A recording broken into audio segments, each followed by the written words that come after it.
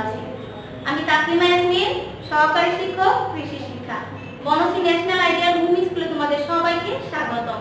দশম শ্রেণীর শিক্ষার্থীরা, তোমাদের জন্য খুবই গুরুত্বপূর্ণ তথ্য হচ্ছে তোমরা অবশ্যই গত যে প্রাথমিক নির্বাচনী পরীক্ষার উপর অনলাইনে ক্লাসগুলি হয়ে গেছে সেগুলো ভালো করে প্র্যাকটিস করবে এবং বর্তমানে যে ক্লাসগুলি হচ্ছে সেগুলো তোমাদের প্র্যাকটিস করতে হবে, কারণ তোমাদের সম্পূর্ণ বইয়ের উপরে নির্বাচনী পরীক্ষা হবে। তাহলে আমাদের গত ক্লাস এবং বর্তমান ক্লাস দুটি তোমাদেরকে ফলো করতে হবে। আর তোমাদের জন্য গুরুত্বপূর্ণ তথ্য হচ্ছে অবশ্যই তোমরা বাড়ির কাজ যার যা ভবনে দিয়ে যাবে এবং রবিবারে জমা দিয়ে যাবে এবং পরবর্তী রবিবারে সেগুলি আবার ফেরত নিয়ে যাবে। তাহলে শিক্ষার্থীরা আসো, আজকে আমরা মূল আলোচনায় চলে যাই। আজকে আলোচনা করব অধ্যায় 1 এর ভূমি ক্ষয় ও ক্ষয় রোধের উপায়সমূহ।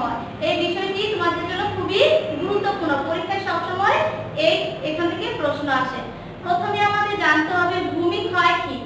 শিক্ষার্থীরা, প্রচুর যখন বৃষ্টি হয়, তোমরা খেয়াল করেছো যে অনেক বৃষ্টি হলে মাটি গভীর হয়ে যায়, অল্প একটু গভীর হয়ে যায় এবং গভীর হওয়ার পরে আস্তে আস্তে সেখান থেকে কাদাময় পানি আসে। এই যে কাদাময় পানিটা আসলো, এইটাই হচ্ছে মাটির উপরের স্তরের কণাগুলো সরে যাচ্ছে, অর্থাৎ ভূমি ক্ষয় হচ্ছে। আবার অনেক সময় দেখো, অনেক যখন বায়ু প্রবাহিত হয়, ঝড় হয়, ঘূর্ণিঝড় হয়, তখন আশেপাশে অনেক ধূলিকণা দেখা যায়, তোমাদের দেখবে চোখে মুখেও চলে আসে। তাহলে কি মাটির কণাগুলো এক স্থান থেকে অন্য স্থানে চলে আসছে, এটাও এক ধরনের ভূমিক্ষয়। তাহলে আমরা স্পষ্টভাবে জেনে গেলাম যে ভূমিক্ষয় বলতে আমরা কি বুঝি। আমরা আরো স্পষ্টভাবে জানবো, সেটা হচ্ছে ভূমিক্ষয় হচ্ছে জমির উপরিভাগ হতে মাটির কণা চলে যাওয়ার ফলে যে ক্ষয়টা হয় সেটা হচ্ছে ভূমিক্ষয়।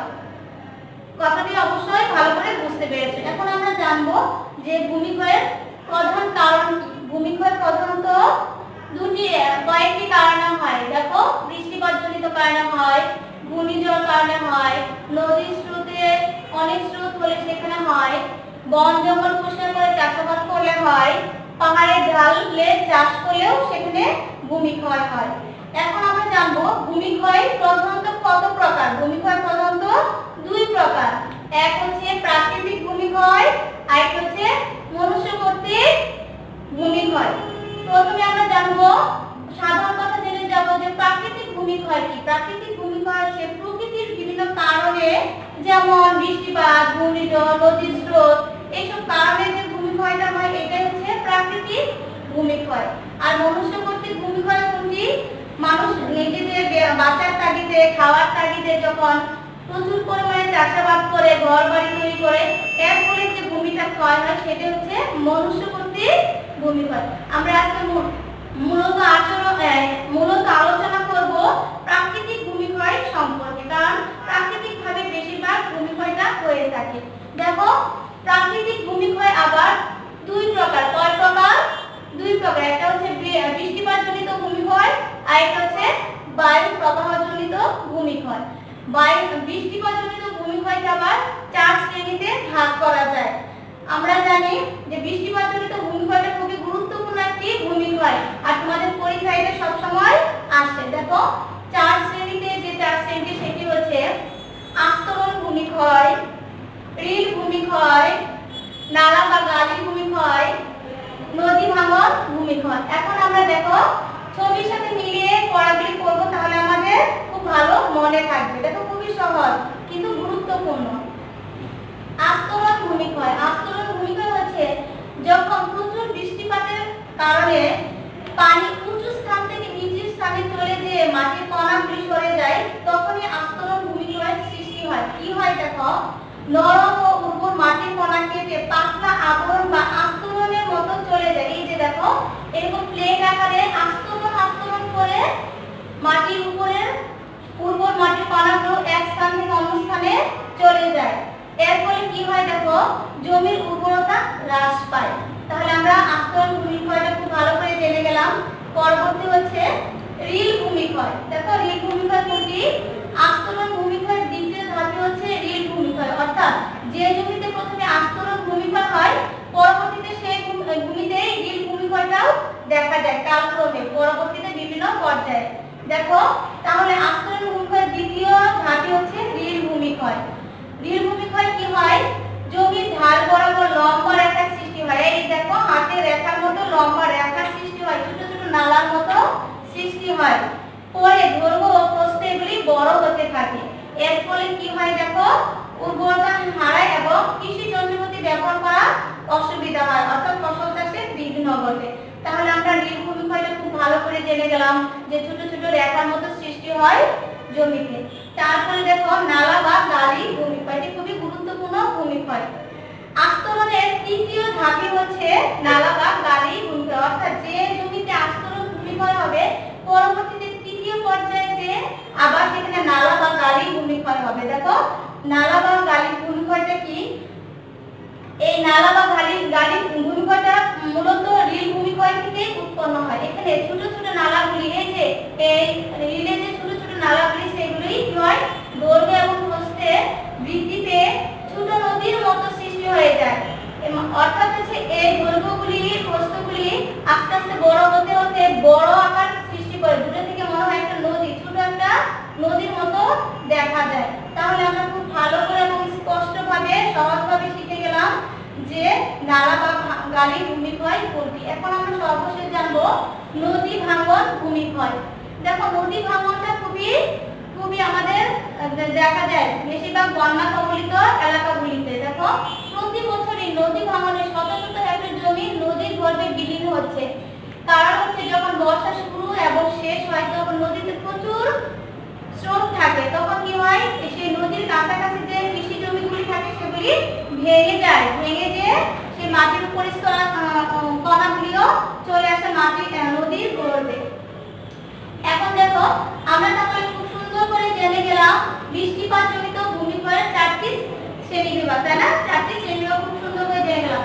এখন আমরা করব এই যে বায়ু প্রবাহ জনিত ভূমিক্ষয় কোনটি। এটা আমরা খুব ভালো করে জানি, যখন প্রচুর পরিমাণে বায়ু প্রবাহিত হয়, ঝড় হয়, ঘূর্ণিঝড় হয়, তখন মাটির কণাগুলি এক স্থান থেকে অন্য স্থানে চলে যায়। এই যে এক স্থান থেকে অন্য স্থানে চলে গেল বায়ু প্রবাহের কারণে, এটি হচ্ছে বায়ু প্রবাহ জনিত ভূমিক্ষয়। দেখো কি কি কারণে কোন কোন এলাকায় হয় এটি?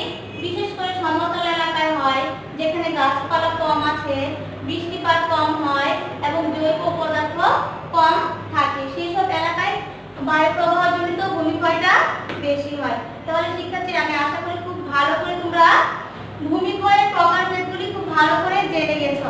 এখন আমাদের জানতে হবে যে এই যে ভূমিক্ষয়টা হলো, তাহলে আমরা কিভাবে অধিক পরিমাণ ফসল উৎপাদন করব জমি থেকে। আমাদের মূল উদ্দেশ্যই হচ্ছে এই ভূমিক্ষয়টা জানার মূল উদ্দেশ্যই হচ্ছে যে আমরা কোন জমিতে ফসল চাষ করছি, সেই জমির উর্বরতা আছে কিনা, ক্ষয় হয়েছে কিনা এবং ক্ষয় হলে আমরা কিভাবে এটা প্রতিরোধ করব। এটা হচ্ছে আমাদের মূল জানার বিষয়। আমরা কিভাবে রোধ করা যায় এটা জানার জন্য আজকে আমরা এই ভূমিক্ষয় এবং রোধটা করছি। আমাদের এই ভূমিক্ষয় রোধ করার আগে আমাদের জানতে হবে যে কেন আমরা এই ভূমিক্ষয়টাকে রোধ করব, কি আমাদের কি সুবিধার জন্য আমরা রোধ করব। প্রথমত হচ্ছে দেখো, যেহেতু ভূমিক্ষয়ের ফলে জমির পুষ্টি অন্যত্র চলে যায়, মাটির উর্বরতা কমে যায়, ফসলের বৃদ্ধিতে ব্যাঘাত ঘটে এবং বন্যার ফলে বিভিন্ন ক্ষতি হয় পশু পাখি মানুষের, এবং মাটি ভরাট হয়ে ফলে মাছ চাষে অসুবিধা হয়। এইসব অসুবিধার কারণে আমরা যেন এই অসুবিধাগুলোকে আমরা প্রতিরোধ করতে পারি, সেই জন্য আমরা ভূমিক্ষয়টাকে রোধ করব। দেখো আমরা কিভাবে রোধ করব। প্রথমে দেখো ভূমিক্ষয় রোধের উপায়। 1 নম্বর হচ্ছে পানি প্রবাহ হ্রাসকরণ, অর্থাৎ যে জমিতে প্রচুর পরিমাণে পানি প্রবাহিত হয়, বেগটা বেশি, সেখানে বেগটাকে কমিয়ে দিতে হবে। কিভাবে কমিয়ে দিতে হবে? দেখো প্রথমে বাঁধ বা আইল দিতে হবে।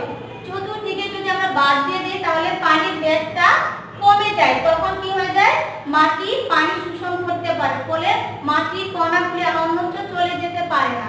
তারপরে হচ্ছে নালা ভরাট করে দিতে হবে। যখন ছোট ছোট নালা সৃষ্টি হয় তখন আমাদের কি করতে হবে, নালাগুলি ভরাট করে দিতে হবে। ভরাট করে দিলে পানির বেগটা কমে যাবে, ফলে ভূমিক্ষয়টাও কম হবে।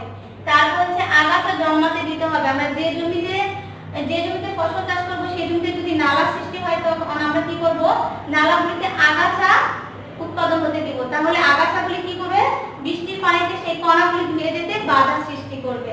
তারপর আমরা কি করব, জাল দিয়ে খড়কুটা দিব। আমরা যেখানে নালা সৃষ্টি হয়েছে তার শেষে খুঁটি দিয়ে জাল দিয়ে সেখানে আমরা খড়কুটা দিয়ে দিব, তাহলে মাটির কণাগুলো অন্যত্র চলে যেতে পারবে না। তাহলে এটা হচ্ছে পানি প্রবাহ হ্রাসকরণের উপায়। এখন আমরা করব পানি নিষ্কাশনের ব্যবস্থা। যখন জমিতে প্রচুর পরিমাণে পানি জমে থাকে এবং বৃষ্টি হয়, তখন আমাদের কি করতে হবে, জমিটাকে কয়েকটি খণ্ডে ভাগ করে তারপরে সেই প্রত্যেকটা খণ্ড থেকে আলাদা আলাদা করে পানিকে বের করে দিতে হবে। এটাই হচ্ছে নিষ্কাশন। তাহলে মাটির কণাগুলো একবারে উঁচু জায়গা থেকে নিচুর দিকে মাটির কণাগুলো অন্যত্র চলে যেতে পারবে না। তারপর হচ্ছে জৈব পদার্থের পরিমাণ বৃদ্ধি করতে হবে। অর্থাৎ আমরা জানি জৈব পদার্থ, যে মাটিতে জৈব পদার্থ বেশি সেই মাটির পানি ধারণ ক্ষমতা বেশি, তাই না? আর পানি ধারণ করার ক্ষমতা এবং শোষণ ক্ষমতা বেশি থাকলে মাটির কণাগুলোকে সেই জমিটা ধরে রাখতে পারে, ফলে অন্যত্র কণাগুলি চলে যেতে পারে না। তারপর হচ্ছে পাহাড়ের ধাপে ধাপে ফসল চাষ। পূর্বে মানুষ পাহাড়ে সরাসরি ফসল চাষ করতো, ফলে কি হতো, পাহাড়ের মাটির কণাগুলো ধসে পড়ে যেত। কিন্তু এখন বর্তমানে কি করা হয়, ধাপে ধাপে সিঁড়ি তৈরি করে চাষ করা হয়। ধাপে ধাপে চাষ করলে কি হয়, মাটির কণা বৃষ্টির ফলে মাটির কণাগুলো সেই গাছের গোড়ালিতে থেকে যায়, ফলে অন্যত্র চলে যেতে পারে না। তারপর দেখো সর্বশেষ কন্ট্রোল পদ্ধতি। কন্ট্রোল পদ্ধতি হচ্ছে যখন আড়াআড়ি ভাবে পাহাড়ে চাষ করা হয়, এটাকে বলা হয় কন্ট্রোল পদ্ধতি। আড়াআড়ি চাষ করলে কি হয়, এই ধাপে ধাপে চাষের মতো বৃষ্টির ফলে মাটির কণাগুলি গাছের গোড়ালিতে দিয়ে জমা হয়, অন্যত্র যেতে পারে না, ফলে ভূমিক্ষয়টাও রোধ হয়। তাহলে শিক্ষার্থীরা আশা করি খুব সুন্দরভাবে সহজভাবে আমরা ভূমিক্ষয়ের রোধগুলি শিখে গেছি। তাহলে আমরা আজকে দেখব যে এই আলোচনা থেকে আমরা একটা সৃজনশীল প্রশ্ন কি লিখতে পারি। দেখো, কতে জ্ঞানমূলকে ভূমিক্ষয় কাকে বলে, এটা আমরা খুব সুন্দর করে সহজভাবে শিখে গেছি। খতে অনুধাবনমূলক প্রশ্ন, ভূমিক্ষয় কয় প্রকার ও কি কি। ঘতে প্রয়োগমূলক প্রশ্ন, বৃষ্টিপাতজনিত ভূমিক্ষয় ব্যাখ্যা করো। এটা আমরা খুব সুন্দর করে বৃষ্টিপাতজনিত এই চারটি ভূমিক্ষয় সুন্দর করে শিখে গেছি। তারপর হচ্ছে ঘতে ভূমিক্ষয় রোধের কার্যকরী উপায় সমূহ বিশ্লেষণ করা। এটা হচ্ছে উচ্চতর দক্ষতা। আমরা এই মাত্র খুব সুন্দর করে কার্যকরী উপায়গুলি শিখে গেছি।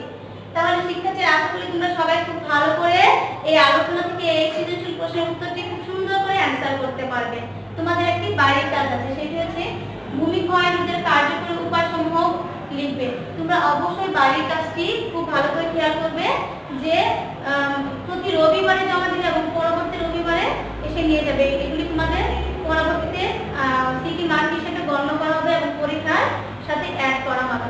তাহলে শিক্ষার্থী আজকে আর নয়, আশা করি বিষয়টি খুব ভালো করে বুঝতে পেরেছো। অন্য আরেকদিন দেখা হবে অন্য আরেকটি বিষয় নিয়ে। সেই পর্যন্ত ভালো থেকো, সুস্থ থেকো, স্বাস্থ্যবিধি মেনে চলো এবং বাবা মা কথা মতো চলো, এবং অবশ্যই নিয়মিত লেখাপড়া করবে, মনোযোগ দিয়ে লেখাপড়া করবে। সবাই ভালো থেকো। আসসালামু আলাইকুম।